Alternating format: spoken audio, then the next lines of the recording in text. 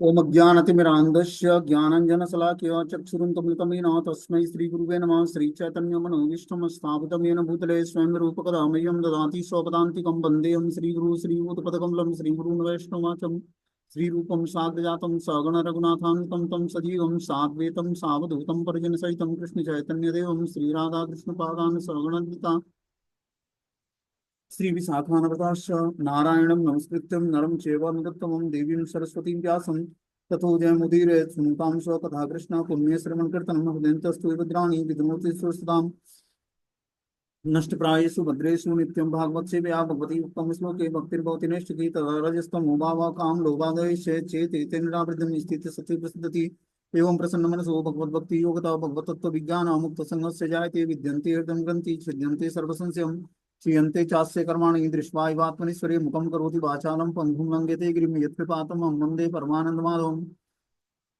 प्रह्लाद नारद पराशर पुंडरीकम व्यासम अमरीश सुख सौनक सुनालभ्याम रुक्मांग अर्जुन वशिष्ठम विष्णादीनम पुण्यानि नामानि परम भागवत स्मरामि। हे कृष्ण करुणा सिंधु दीनबंधु जगतपतये गोपेश गोपिका कांत राधा कांत नमस्तुते तप्त कांचन गौरांगे श्री राधे वृंदावनेश्वरी वृषभानुसुते देवी प्रणमामि हरिप्रिय वाञ्छाकल्पतरुभ्यश्च कृपा सिन्धुभ्यो च पतितानां पावनेभ्यो वैष्णवेभ्यो नमः। जय श्री कृष्ण चैतन्य प्रभु नित्यानंद श्री अद्वैत गदाधर श्रीवासादि श्री गौर भक्तवृंद हरे कृष्ण कृष्ण कृष्ण हरे हरे हरे राम राम राम हरे हरे। इसमें आज हम लोग श्रीमद् भागवतम का स्कंद संख्या 3 अध्याय संख्या 33 भगवान कपिल देव के कार्यकलाप श्लोक संख्या 15 नंबर पढ़ने हैं। बताते हैं कि प्रजापते कंदर्म से तपो योग जिमृतम स्वर्गाः अस्तन मनोपम्यम प्रार्थन बेमानिके कैरपि। प्रजापति कर्दम का घर तथा उसकी गृहस्थी उनकी तपस्या और योग के बल पर इस प्रकार समृद्धि थी कि उसके ऐश्वर्य से आकाश में विमान से यात्रा करने वाले लोग ईर्ष्यालु ईर्ष्या करते थे। हमने सुना शुरुआत में कि कर्दम मुनि जब वो गृहस्थ आश्रम में देवती माता को स्वीकार करते हैं पत्नी के रूप में, तो क्या करते हैं, पहले तो लंबे समय तक 10,000 सालों तक तपस्या करते हैं। फिर तपस्या से जो योग शक्ति उत्पन्न होती है उनके अंदर, जो योग शक्ति आती है उससे क्या करते हैं, बोलते हैं प्रजापति कर्दम का घर उनकी गृहस्थी उनकी तपस्या तथा योग के बल पर इस प्रकार समृद्ध थी। क्या करते हैं कि हवाई महल बनवाते हैं, उसके अंदर लंबे समय तक भोग करते हैं। और फिर जो है कर्दम मुनि उनके माता के गर्भ में आते हैं और उससे और फिर जाकर कपिल देव भगवान का प्राकट्य होता है कर्दम मुनि और देवती माता के संसर्ग से। और फिर कर्दम मुनि फिर आगे जाकर कुछ दिनों बाद संन्यास ग्रहण करते हैं। बता रहे हैं कि वो अपने तपस्या और योग के बल पर इतना समृद्ध थे कि उनके ऐश्वर्य से आकाश में विमान से यात्रा करने वाले लोग ईर्ष्या करते थे। इतनी समृद्धि गृहस्थी थी उनकी कि अपनी तपस्या और योग के बल पर ऐसा प्राप्त किया था उन्होंने। बोले कि आकाश में विमान से यात्रा करने वाले लोग उनसे ईर्ष्या करते थे। कर्दम मुनि की गृहस्थी देखकर बाह्य अंतरिक्ष के पुरुष भी ईर्ष्या करते थे। वस्तुतः स्वर्ग के निवासियों के लिए है, उनके विमान आजकल के विमानों जैसे नहीं थे जो केवल एक देश से दूसरे देश में उड़ान भरते हैं, अपितु उनके विमान एक लोक से दूसरे लोक तक की यात्रा करने में समर्थ है। ऐसा विमान उन्होंने अपनी योग शक्ति से प्रकट किया कि वो एक लोकों से दूसरे लोक तक भ्रमण कर सकते हैं। ऐसा विमान था उनका।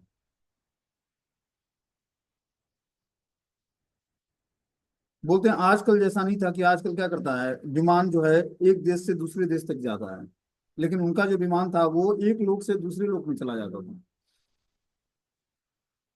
आगे चलता है, यहाँ पर कर्दम मुनि के घरेलू ऐश्वर्य का वर्णन हुआ है। चादर तथा चटाइयां दूध के फेन के समान श्वेत थी। कुर्सियां तथा बेंचें हाथी दांत की बनी थी।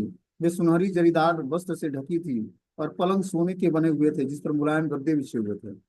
इस तरह से उनके घर का ऐश्वर्य था। घर में जो है चादर तथा चटाइयां दूध के फेन के समान श्वेत थी। कुर्सियां तथा बेंचें हाथी दांत की बनी हुई थी, सुनहरी जरीदार वस्त्र से ढकी हुई थी और पलंग सोने के बने हुए थे जिस पर मुलायम गद्दे बिछे हुए थे। घर की दीवारें उत्तम कोटि के संगमरमर की थीं और बहुमूल्य मणियों से अलंकृत थी। वहां प्रकाश की आवश्यकता न थी क्योंकि इन मणियों की किरणों से घर प्रकाशित था। घर की सभी स्त्रियां आभूषणों से अलंकृत थी। मुख्य घर का आंगन सुंदर बगीचों से घिरा था जिसमें मधुर सुगंधित फूल तथा अनेक वृक्ष थे जिसमें ताजे फल उत्पन्न होते थे और वे ऊंचे तथा सुंदर थे। ऐसे बगीचों का आकर्षण यह था कि गीते गाते पक्षी वृक्षों पर बैठते और उनके कलरव से तथा मधुमक्खियों की गुंजार से सारा वातावरण यथासंभव मोहक बना हुआ था। जब देवहूति उस सुंदर बगीचे में कमल फूलों से भरे हुए ताल में स्नान करने के लिए प्रवेश करती है, तो स्वर्गवासियों के संगी गंधर्वगण करदम मुनि के महिमामय गृहस्थ जीवन का गुणगान करते हैं। देवहूति के महान पति करदम उन्हें सभी कालों में सुरक्षा प्रदान करते हैं। बता रहे हैं कि जब देवहूति अपने पति के द्वारा बनाए हुए जो सुंदर बगीचे थे, कमल फूलों से भरे हुए ताल थे, उसमें जब स्नान करने के लिए प्रवेश करती, तो स्वर्गवासी की संगी गंधर्वगण करदब की महिमा का गृहस्थ जीवन का गुणगान करते हैं। इतना ऐश्वर्यशाली उनका गृहस्थ जीवन था। देवहूति के महान पति करदम उन्हें सभी कालों में सुरक्षा प्रदान करते हैं। जो करदम मुनि थे अपनी पत्नी देवहूति को हर समय हर परिस्थिति में जो है सुरक्षा प्रदान करते हैं। बोलते हैं कि आदर्श पति पत्नी का संबंध अत्यंत सुंदर ढंग से वर्णित हुआ है इस श्लोक में। करदम मुनि पति रूप में देवहूति को सुख के सारे प्रमुख साधन प्रदान करते हैं, किंतु वे अपनी पत्नी के प्रति अत्यंत भी आसक्त न थे। क्यों आसक्त नहीं थे? क्योंकि शुरुआत में उन्होंने दिव्य तपस्याएं की थी, दिव्य तपस्याएं करके अपने इंद्रियों को कंट्रोल किया था। उसके बाद वो गृहस्थ आश्रम में गए थे।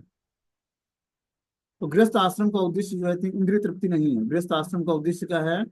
इंद्रियों को रेगुलेट करके और कृष्ण भावना भावित संतति उत्पन्न करना। देखते हैं यहाँ पर करदम मुनि के चरित्र में और देवहूति माता के की जो है स्वयं भगवान उनके माता के गर्भ में आते हैं। करदम मुनि और देवहूति के संसर्ग से कपिल देव भगवान गर्भ में आते हैं और फिर जो है वो प्रकट होते हैं, तो सांख्य योग का प्रतिपादन करते हैं, भक्ति के महिमाओं का गुणगान करते हैं। तो करदम मुनि ने दिव्य तपस्याएं करके अपनी इंद्रियों को रेगुलेट किया था, कंट्रोल किया था, और वही स्थिति देवहूति माता को भी प्राप्त थी। शुरुआत में राजकन्या थी, लेकिन जब करदम मुनि के संसर्ग में आई विवाह करने के बाद, तो करदम मुनि के साथ इन्होंने दिव्य तपस्याएं किया। बोलते हैं करदम मुनि पति रूप में देवहूति को सुख के सारे पूर्ण साधन प्रदान करते थे, किंतु वे अपनी पत्नी के प्रति तनिक भी आसक्त नहीं थे। जो ही कपिल बड़े हो गए, वैसे ही करदम ने सारे पारिवारिक संबंध तोड़ दिए। इसी प्रकार देवहूति एक महान राजा स्वयंभू मनु की पुत्री थी। वह योग्य और सुंदर थी, किंतु वह अपने पति की सिद्धि पर पूर्णतः आश्रित थी। मनु के अनुसार स्त्री को जीवन की किसी भी अवस्था में स्वतंत्रता नहीं दी जानी चाहिए। बालपन में स्त्री को अपने माता पिता के संरक्षण में, युवा अवस्था में पति के संरक्षण में और बुढ़ापे में अपने सयाने पुत्र के संरक्षण में रहना चाहिए। इस तरह से ये शास्त्र बताता है कि जो स्त्री है उसको शुरुआत में अपने माता पिता के संरक्षण में, युवा अवस्था में पति के संरक्षण में और बुढ़ापे में अपने सयाने पुत्र के संरक्षण में रहना चाहिए। आगे इसमें बता रहे हैं कि जो है यद्यपि उनकी स्थिति सभी प्रकार से अद्वितीय थी, किंतु साध्वी देवहूति ने इतनी संपत्ति होते हुए भी, जिसकी ईर्ष्या स्वर्ग की सुंदरियां भी करती थी, अपने सारे सुख त्याग दिए। उन्हें यह शोक था कि उनका महान पुत्र उनसे विलग हो रहा है। क्या बोलते हैं? यद्यपि उनकी स्थिति सभी प्रकार से अद्वितीय थी, मतलब कोई साधारण स्त्री देवहूति माता नहीं थी, स्वयं स्वयंभू मुनि की कन्या थी और करदम मुनि की पत्नी थी और कपिल देव भगवान की माता थी। बोलते हैं उनकी स्थिति अद्वितीय थी, किंतु साध्वी देवहूति ने इतनी संपत्ति होते हुए भी, जिसकी ईर्ष्या स्वर्ग की सुंदरियां भी करती हैं, अपने सारे सुख त्याग दिए। उन्हें यह शोक था कि उनका इतना महान पुत्र उनसे विलग हो रहा है। अब जो है देवहूति माता का जो पुत्र है कपिल देव, वो उसने जिस उद्देश्य से वो रुके हुए थे, वो उद्देश्य पूरा हो गया। अब वो अपना घर त्यागना चाहती हैं। देवहूति को अपने भौतिक सुख छोड़ने का दुख नहीं था, किंतु अपने पुत्र के वियोग से अत्यंत शोकाकुल थी। जब देवहूति को अपनी सारी सुख सुविधाएं त्यागने का कोई शोक न था, तो अपने पुत्र के जाने पर इतना शोक क्यों था? ये पुत्र प्रश्न खड़ा होता है कि जब सारी सुख सुविधाएं त्यागने पर कोई शोक नहीं है, तो पुत्र के जाने पर शोक किस बात का है? बोलते हैं वे अपने पुत्र के प्रति इतनी आसक्त क्यों थी? तो अगले श्लोक में उसका उत्तर दे रहे हैं कि ब्रह्म वनम प्रवजिते प्रत्याव प्रत्य विराहतुरा ज्ञातत्वाप्य भूनष्टे वत्से गौरी व वत्सला। देवहूति के पति ने पहले ही गृह त्याग करके संन्यास आश्रम ग्रहण कर लिया था। तब उनके एकमात्र पुत्र कपिल ने घर छोड़ दिया था। यद्यपि उन्हें जीवन तथा मृत्यु के सारे सत्य ज्ञात थे, यद्यपि उनका हृदय सभी प्रकार के मल से रहित था, किंतु वे अपने पुत्र के जाने से इस तरह दुखी थी, जिस प्रकार की बछड़े के मरने पर गाय दुखी होती है। क्या बोलते हैं? देवहूति के पति ने पहले ही गृह त्याग करके संन्यास आश्रम स्वीकार कर लिया था। जो करदम मुनि थे पहले ही संन्यास आश्रम स्वीकार कर लिए थे, और उनके एकमात्र पुत्र अब कपिल देव बचे थे, वो भी अब घर छोड़ दिया उन्होंने भी। यद्यपि उन्हें जीवन तथा मृत्यु के सारे सत्य ज्ञात थे। माता देवहूति को भगवान कपिल देव ने ऐसा ज्ञान दिया सांख्य योग का और जो है भक्ति योग का, कि उनको जन्म और मृत्यु के सारे सत्य ज्ञात थे। यद्यपि उनका हृदय सभी प्रकार के मल से रहित था, किंतु वे अपने पुत्र के जाने से इस प्रकार दुखी थी, जिस प्रकार कोई गाय का बछड़ा मर जाए तो गाय दुखी होती है। बोलते हैं जिस स्त्री का पति घर से दूर हो या सन्यासी हो गया हो, उसे अत्यंत दुखी नहीं होना चाहिए, क्योंकि उसके पति का प्रतिनिधि उसका पुत्र उसके पास रहता है। तो मान लो कि किसी का पति और जो संन्यास ग्रहण कर लेता है, तो उसको दुखी नहीं होना चाहिए, क्योंकि वो अपने एक प्रतिनिधि पुत्र के रूप में छोड़ जाता है। शास्त्रों का वचन है कि आत्मे वो पुत्रो जायते, पति के शरीर का प्रतिनिधित्व पुत्र करता है। यदि स्त्री के वयस्क पुत्र हों तो वह विधवा नहीं होती है। जब कपिल मुनि उनके पास थे तो देवहूति अधिक विकल नहीं थी, किंतु उनके विदा होते ही वे अत्यंत शोकाकुल हो उठी। वे इसलिए शोक संतप्त नहीं थी कि कर्दम मुनि के साथ उसका शारीरिक संबंध था, अभी तो भगवान के प्रति अपने सत्यनिष्ठ प्रेम के कारण वो संतप्त थी, कि भगवान के प्रति उसका जो है सत्यनिष्ठ प्रेम था, इसके कारण वो संतप्त थी। ऐसा कोई कारण नहीं था कि कर्दम मुनि के साथ उसका शारीरिक संबंध था इसलिए वो शोकातुर थी। वो इसलिए शोकातुर थी कि अब जो है भगवान कपिल देव अब उसका संग छोड़कर जा रहे हैं, और भगवान से उसको अति प्रेम था, कपिल देव भगवान से।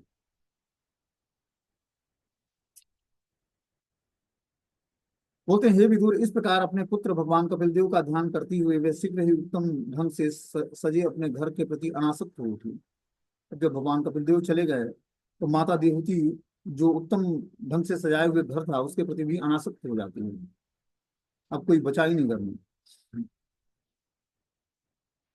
बोलते हैं यहाँ पर आध्यात्मिक उदाहरण प्राप्त है किस प्रकार कृष्ण भावनामृत द्वारा अपनी आध्यात्मिक उन्नति कर सकता है। कपिल देव कृष्ण हैं और देवहूति के पुत्र रूप में प्रकट हुए हैं। कपिल देव के गृह त्याग के बाद देवहूति उनके विचार में मग्न थी, और इस तरह से वे सदा कृष्ण भावना भावित थी। निरंतर कृष्ण चेतना में स्थिर होने से वे अपने आप को गृहस्थी से विरक्त कर सकी। तो देवती माता भगवान कपिल देव के आदेश के अनुसार जीवन जीकर अपने को पूर्ण रूपेण जो है कृष्ण भावनामृत की स्थिति को में मेंटेन की हुई थी, और इस कारण से वो कृष्ण चेतना में स्थिर होने के कारण गृहस्थ आश्रम से विरक्ति आश्रम को प्राप्त कर लिया। जब तक हम अपनी आसक्तियों को भगवान में स्थानांतरित नहीं कर देते तब तक भौतिक आसक्ति से छूटने की कोई संभावना नहीं है। जब तक हम अपनी आसक्तियों को भगवान की तरफ नहीं मोड़ेंगे तब तक गृहस्थ आश्रम से छूटने का कोई भी चांस नहीं है। अतः श्रीमद् भागवतम पुष्टि करती है कि केवल ज्ञान योग के अनुशीलन से मुक्त होना संभव नहीं है। केवल इतना जान लेना कि मनुष्य पदार्थ नहीं अभी तो आत्मा या ब्रह्म है, उसकी बुद्धि शुद्ध नहीं होती है।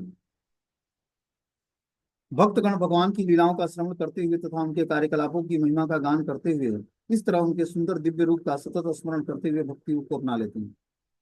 तो भक्त लोग क्या करते हैं, श्रवणम कीर्तनम करके भक्ति योग के मेथड को स्वीकार करते हैं और इस प्रकार अपने को शुद्ध कर लेते हैं। मनुष्य सेवा करके उनका मित्र या दास बन करके अपना सर्वस्व अर्पित करके ईश्वर के धाम जाने में समर्थ होता है।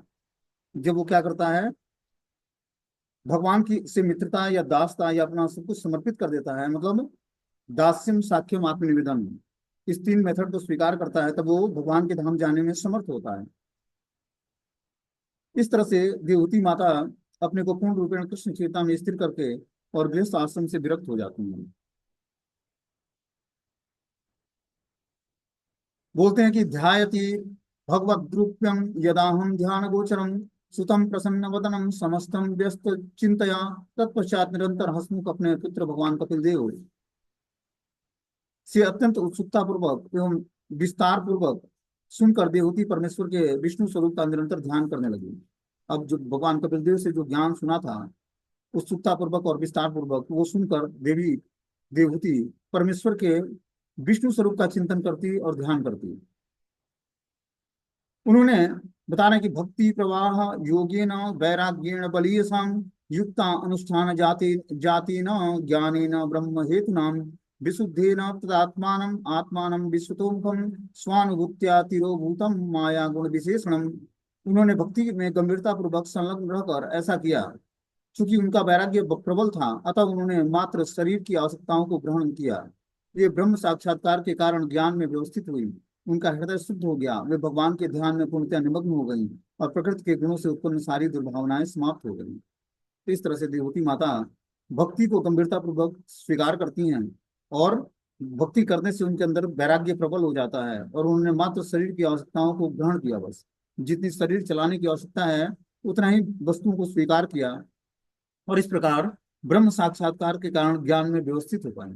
इस प्रकार उनको ब्रह्म का रियलाइजेशन हुआ और अपने को ज्ञान में स्थिर करके अपने हृदय को शुद्ध कर लिया और ध्यान में पूर्णतया निमग्न होकर प्रकृति के गुणों को, की सारी दुर्वासनाओं को समाप्त कर दिया उन्होंने। मतलब प्रकृति के गुण जो है, तीन गुण, उनको प्रभावित नहीं करते और अपनी चेतना को उन्होंने धीरे धीरे भगवान के शुद्ध भक्ति में स्थिर कर लिया। उनका मन भगवान में पूर्णतया निमग्न हो गया, उन्हें स्वतः निराकार ब्रह्म का बोध हो गया। ब्रह्म सिद्ध आत्मा के रूप में वे भौतिक जीवन बोध की उपाधियों से मुक्त हो गई। इस प्रकार उनके सारे क्लेश मिट गए और उन्हें दिव्य आनंद प्राप्त हुआ। क्या बोलते हैं यहाँ पर कि उनका मन भगवान में पूर्णतया निमग्न हो गया। वो क्या करती हैं, अपने मन को भगवान में पूर्णतया निमग्न करती हैं और निराकार ब्रह्म का बोध करती हैं। जैसे परम सत्य का रिलेशन जीवात्मा को तीन कैटेगरी में होता है, हमने बताया है, ब्रह्म, परमात्मा और भगवान। तो माता देवहूति अपने को निराकार ब्रह्म के बोध में लीन कर लेती हैं और ब्रह्म सुख में आत्मा के रूप में भौतिक जीवन के बोधों की उपाधियों से मुक्त हो जाती हैं और इस तरह से जो है सारे क्लेशों से मुक्त होकर दिव्य आनंद को प्राप्त करती हैं।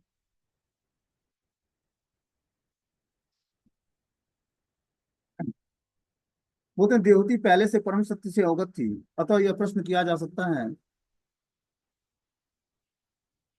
कि फिर वे ध्यान क्यों कर रही थी। बात यह है कि जब कोई सिद्धांत रूप में परम सत्य की व्याख्या करता है तो उसे परम सत्य की निराकार प्रतीति होने लगती है। इसी प्रकार जब कोई उनके स्वरूप, गुण, लीला और उनके पार्षदों के विषय में गंभीरता पूर्वक विवेचन करता है तो वह उनके ध्यान में स्थिर हो जाता है।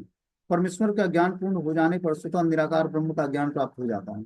जब परमेश्वर का ज्ञान जीवात्मा को हो जाता है तो निराकार ब्रह्म का ज्ञान स्वतः ही हो जाता है। हमने बताया कि जब व्यक्ति ब्रह्म का रियलाइजेशन करता है तो बस ब्रह्म का ही रियलाइजेशन करता है, लेकिन जब परमात्मा का रियलाइजेशन करता है तो ब्रह्म और परमात्मा दोनों का रियलाइजेशन करता है। और जब भगवान का रियलाइजेशन करता है तो उसको ब्रह्म, परमात्मा और भगवान तीनों का रियलाइजेशन होता है।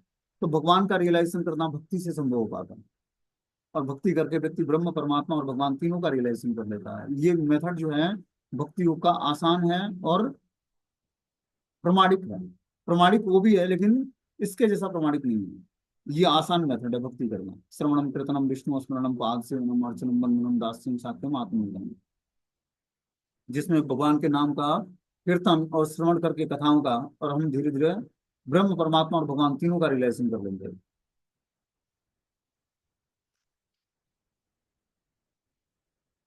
होते देवहूति को उनके पुत्र कपिल ने पूरी तरह उपदेश दिया था कि किस तरह विष्णु के स्वरूप में मन को केंद्रित किया जाए।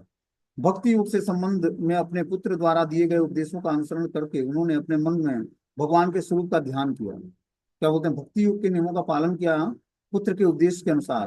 कपिल देव भगवान के उद्देश्य के अनुसार उन्होंने भक्ति योग के नियमों का पालन किया और इस तरह से विष्णु के स्वरूप में अपने मन को केंद्रित किया और भगवान के स्वरूप का ध्यान किया। धीरे धीरे उन्हें ब्रह्म साक्षात्कार अर्थात योग पद्धति अथवा भक्ति योग की पूर्णता प्राप्त हो गई। क्या करने से? भक्ति योग के नियमों का पालन करने से और मन को भगवान के ध्यान में लगाने से भक्ति योग की पूर्णता प्राप्त हो गई। और इस तरह से वो ब्रह्म साक्षात्कार अर्थात योग पद्धति अर्थात भक्ति योग की पूर्णता प्राप्त करके और पूर्ण रूपेण परमेश्वर के विचार में पूर्णतया निमग्न हो गए। निरंतर उन्हीं का ध्यान करती और सर्वोच्च सिद्धि प्राप्त किया उन्होंने। इस तरह से देवहूति सार ग्रहण करने में पटु थी। उन्होंने अपने हसमुख पुत्र कपिल देव द्वारा उपदिष्ट विधि से विष्णु स्वरूप का ध्यान किया। साथ ही वे कपिल देव का भी चिंतन कर रही थी जो श्री भगवान है। अतः उन्होंने अपनी तपस्या तथा दिव्य साक्षात्कार को पूरा कर लिया। इस तरह से वो धीरे धीरे भगवान कपिल देव की कृपा से और उनके द्वारा प्रदान प्रदत्त ज्ञान से अपने को भौतिक संसर्ग से ऊपर उठाकर और पूर्ण रूपेण जो है भगवान के ध्यान में निमग्न हो गई और दिव्य साक्षात्कार को प्राप्त किया।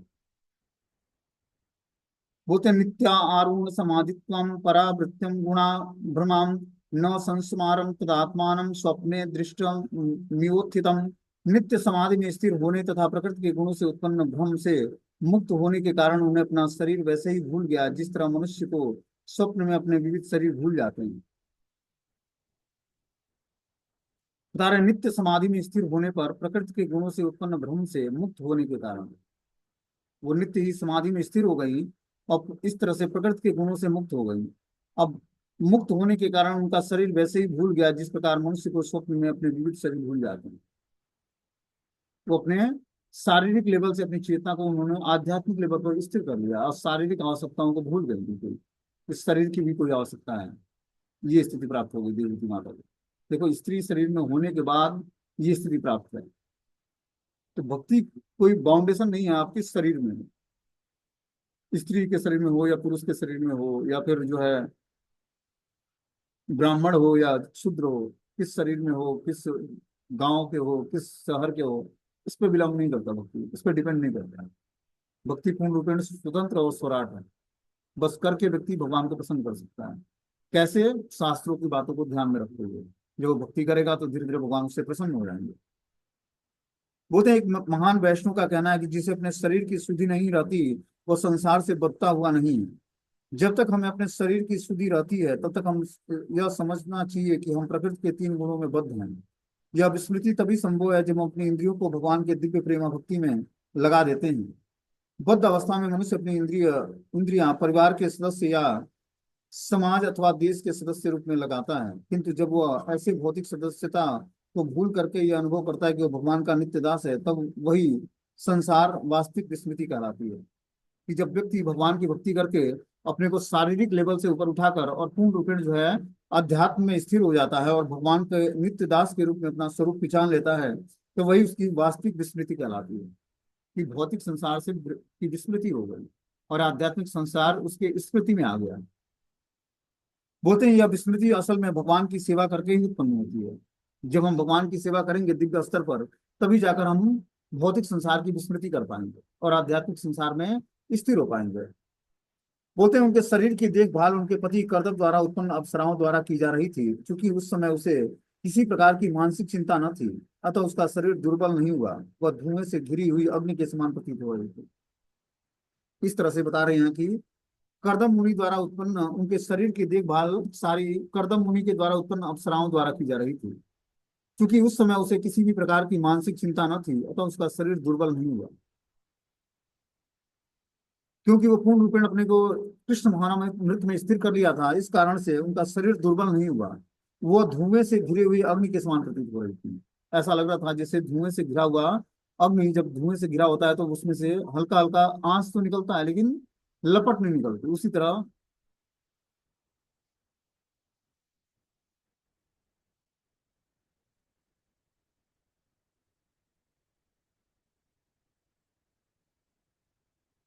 देवहूति का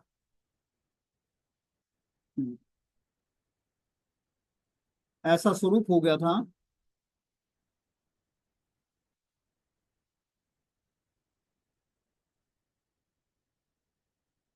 चूंकि वह समाधि के दिव्य आनंद का अनुभव करती थी, अतः भगवान के विचार में सदैव उनके मन स्थिर रहते थे।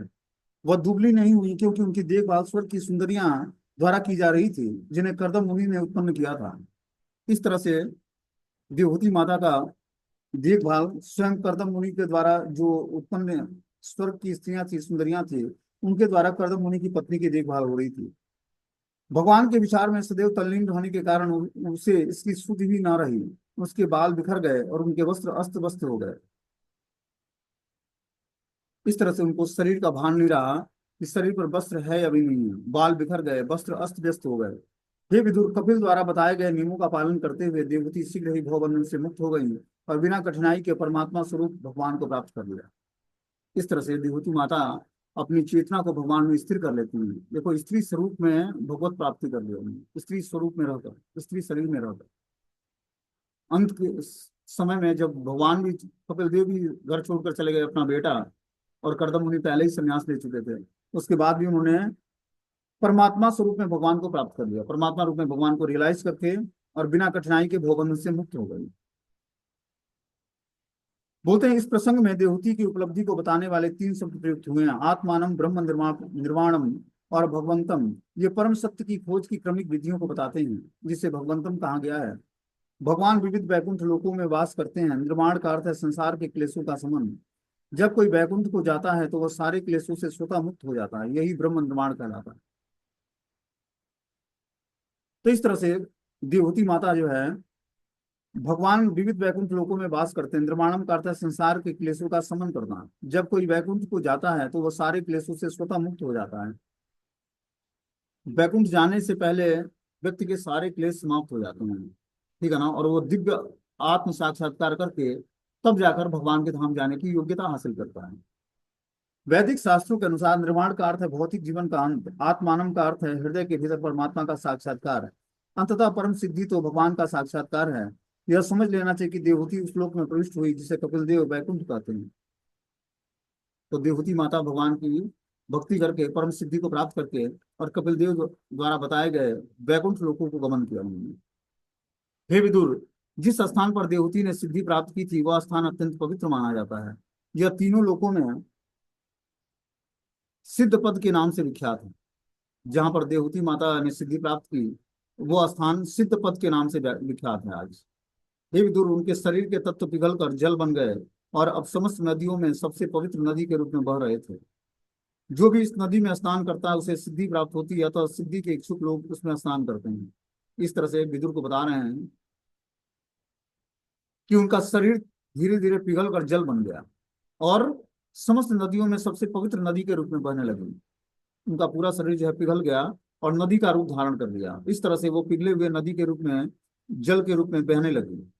जो भी इस नदी में स्नान करता है उसे परम सिद्धि प्राप्त होती है, अतः सिद्धि के इच्छुक व्यक्ति को उसमें स्नान करना चाहिए। बोलते हैं कपिलो अपि महायोगी भगवान पितरु श्रमा मातरम समानुज्ञाप्यम प्रागु दिशम यो। हे विदुर, महामुनि भगवान कपिल देव अपनी माता की आज्ञा से अपने पिता का आश्रम छोड़कर उत्तर पूर्व दिशा की ओर चल पड़े। अब भगवान कपिल देव क्या करते हैं, अपनी माता से आज्ञा लेकर अपने पिता का आश्रम छोड़ देते हैं और उत्तर पूर्व दिशा की ओर चल पड़ते हैं। सिद्धचारण गंधर्व मुनि मुनि अप्सरा अप्सरोगणे अस्तूयमानं समुद्रेण दत्ता हर निकेतनम। जब वे उत्तर दिशा की ओर जा रहे थे तो चारणों गंधर्वों मुनियों तथा अप्सराओं ने उनकी स्तुति की और सब प्रकार से उनका सम्मान किया। समुद्र ने उनका पूजन किया और रहने के लिए स्थान दिया। इस तरह से कपिल देव भगवान अपना गृह त्याग देते हैं, पिता का गृह त्याग करके उत्तर पूर्व दिशा की ओर चल पड़ते हैं। जब उत्तर दिशा की ओर चलते हैं तो चारणों गंधर्वों मुनियों और अप्सराओं ने उनकी स्तुति की, सब प्रकार से उनका सम्मान किया। समुद्र ने उनका पूजन किया और रहने के लिए स्थान दिया।